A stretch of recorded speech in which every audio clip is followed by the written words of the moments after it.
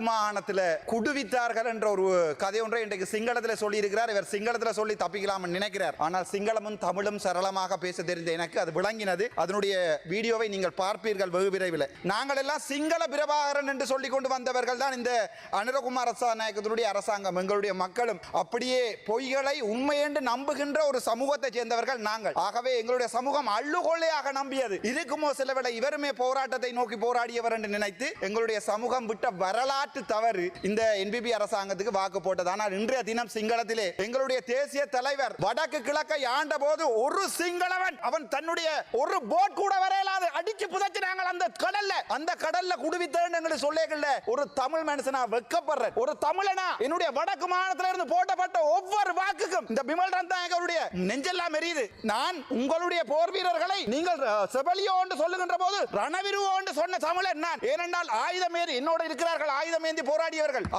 ஏந்தி போராடியவர்கள் உயிரை துச்சமாக மதித்த தெய்வம். அதற்கு மேல ஆனால் வெக்கமாக இருக்கிறது ஒரு கூட்டம் வந்து சொல்லுமாக இருந்தால் என்னுடைய தேசிய தலைவரை போராட்டவாதி என்று சொல்லுமா இருந்தா கவலையா இருக்கு. நீங்கள் ஒரு போராடின சமூகம், உங்களுடைய ஆயுதம் தூக்கின 1000 பேர் இருக்கிறீர்கள். வெக்கமா இல்லையா? சோறாடா சாப்பிடுறீங்க என்று கேட்கிற அளவுக்கு எங்களுடைய தமிழ் மக்கள் உங்களை வடக்கு மாநிலத்தில் பார்த்துக் கொள்வார்கள். நீங்கள் கடைசியாக சுடப்போவது ராமநாதன் அர்ச்சுனாவை. நீங்கள் யாரை குரல் இல்லாத ஒரு இனத்தை, ஒரு தமிழ் பேசுகின்ற குரல் இல்லாத இனத்தை நீங்கள் அடக்குகிறீர்கள் என்று நினைக்கும் போது மிக வெக்கமாக இருக்கிறது. நாங்கள் இனவாதம் இல்லை என்று இந்த வரைக்கும் இதில் இருக்கிற எதிர்க்கட்சியில் இருக்கிற பாராளுமன்ற உறுப்பினர் தமிழனா இருந்தாலும் சரி முஸ்லிமா இருந்தாலும் நீங்கள் பால் குடித்து வளர்ந்த குழந்தையா இருந்தால், நாய்ப்பால் குடிக்காமல் உங்களுடைய அம்மாவினுடைய பாலை குடித்து வளர்ந்தவனாக இருந்தால், புத்தளத்திலே மக்கள் தினமும் அழுகிறார்கள், திருவோணமையிலே மக்கள் அழுகிறார்கள். நான் ஜாழ்ப்பாணத்தில் இருந்து வந்தவன், நான் ஜாழ்ப்பாணத்தை பற்றி தான் கதைக்கோள். என்றோ ஒரு நாள் நான் சகல இனத்தை பற்றி கதைப்பேன். இன்றும் என்னால் சிங்கள மண்ணில் போய் வாழ முடியும். ஆனால் உங்கள் ஒருவனால் வந்து வடக்கு மாநிலத்தில் வாழ முடியுமா? இயலாது.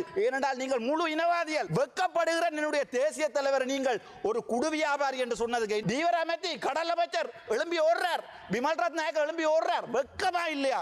நீங்க எல்லாம் ஒரு ஆயுதம் ஏந்தி போராடிய இது வந்து யாருக்கு அவமானம் என்றா ரோகண விஜய் வீர என்ற ஒரு பெரும் தலைவருக்குரிய அவமானம் இது.